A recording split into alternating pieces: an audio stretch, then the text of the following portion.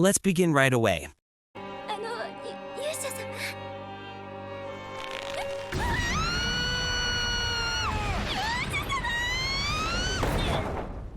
So picture this. A buff pro wrestler gets isekai'd into a fantasy world, and everyone expects him to slay monsters like a hero. But nope, this man suplexes the princess on day one. Why? Because he loves animals, like a little too much. Welcome to Kemono Michi, Rise Up, where the overpowered MC doesn't want glory or treasure, he just wants to open a pet shop in another world. Instead of killing monsters, he's busy cuddling them, naming them, and terrifying everyone around him with his weird obsession. It's dumb, chaotic, and honestly hilarious. The dude's strength is insane, but his priorities? Questionable at best. If you ever wanted an isekai that replaces sword fights with body slams and pure wholesomeness, yeah, this one's for you.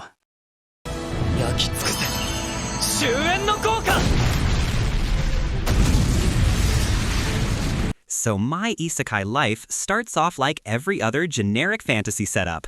Overworked guy suddenly wakes up in another world. But here's the twist. He doesn't just get one overpowered class, he gets two. Because why settle for being strong when you can casually break the game instead? Our dude Yuji is so busted he literally tames an army of slimes that do everything for him. Scouting, attacking, probably even cleaning up his mess. He barely needs to move. The world just kind of bends around his power level. Yeah, it's not rewriting the genre, but if you enjoy an OPMC who quietly flexes while pretending it's no big deal, My Isekai Life hits that sweet spot of chill and overpowered. 転生したら剣でした So, you've seen people reincarnate as slimes, vending machines, even spiders. But this guy? He gets reborn as a sword. Yeah, not the hero, the weapon. Welcome to Reincarnated as a Sword, where our overpowered MC can literally slice through monsters but still needs someone to swing him around. Enter Fran, a tiny cat girl with big dreams and zero chill. Together, they make an unexpectedly wholesome and deadly duo. The sword's basically her overprotective dad, coach, and weapon all in one. The fights are clean, the world building solid, and for once, the OPMC is also a floating blade with a moral compass.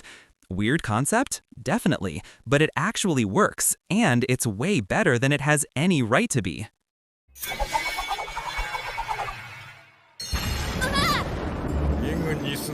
Here's an isekai that actually tries to have feelings. The Faraway Paladin follows a guy reborn into a fantasy world, but instead of harem hijinks or overpowered flexing right away, he's raised by 3 undead, a skeleton, a ghost, and a mummy. Yeah, family dinners must be a blast. But jokes aside, it's surprisingly heartfelt. The show actually cares about things like faith, purpose, and morality, while still giving you that satisfying OP hero rises arc later on. Will starts out pure, thoughtful, and by the time he starts smiting monsters, you're like, yeah, this kid earned it.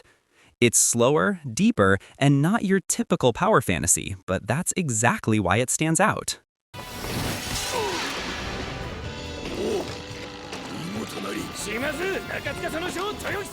Alright, ending strong with Drifters, an anime that should have been mainstream by now, but somehow still flies under the radar. Yeah, you've probably heard it mentioned a few times, but trust me, not nearly enough. It throws legendary warriors from different eras into one brutal fantasy world and just lets them go nuts. Samurai versus crusaders, strategists versus monsters, pure chaos, but in the best way possible. The action is god tier, the art style is bold, and the energy, absolutely unhinged. Our main guy, Toyohisa, is the kind of battle maniac who treats war like a sport, and you can't help but root for him. Drifters deserves way more hype. It's stylish, violent, and way too fun to stay underrated.